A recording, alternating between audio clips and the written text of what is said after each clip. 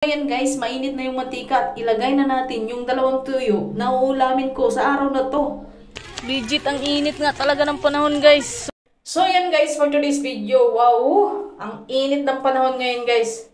So sa araw na to guys, samahan nyo ako guys kasi naisipan kong magluto ng tuyo sa gitna ng daan sa sobrang init ng araw. Diba? Kaya tara guys, samahan nyo ako sa araw na to dahil magluluto ako ng ulam ko.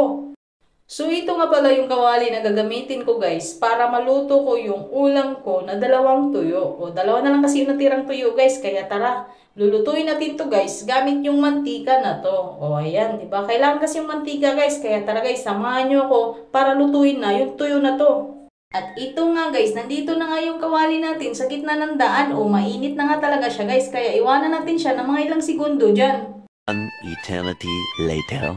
So ayan guys, tara maglagay na tayo ng mantika dito sa kawali na nilagay ko sa gitna ng daan dahil mainit na talaga siya guys. Ayan nga at nakulo na yung mantika paglagay ko sa kawali, kaya balikan natin yan ng ilang minuto lang.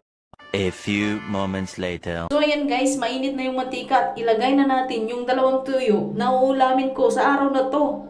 Tingnan nyo guys, nakulo yung mantika guys, tingnan nyo, lapitan natin sa camera di ba? O nakulo yung mantika guys, kaya hintayin natin yan guys ng mga ilang minuto lang o segundo lang, maluluto na yung tuyo natin na yan.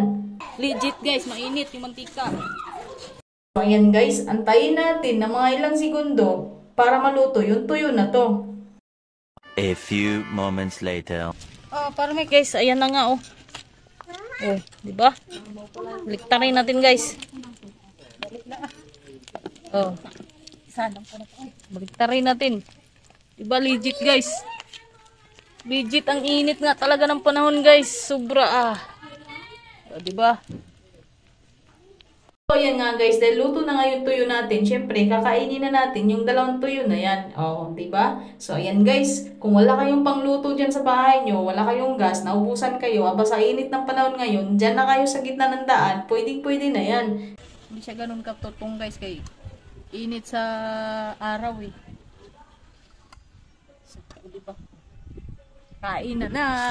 So ayan guys, ito yung tuyo na niluto ko sa sikat ng araw. Nako guys, legit talaga guys, nakakaluto ng tuyo itong guys, sikat ng araw ngayon, sobrang init talaga.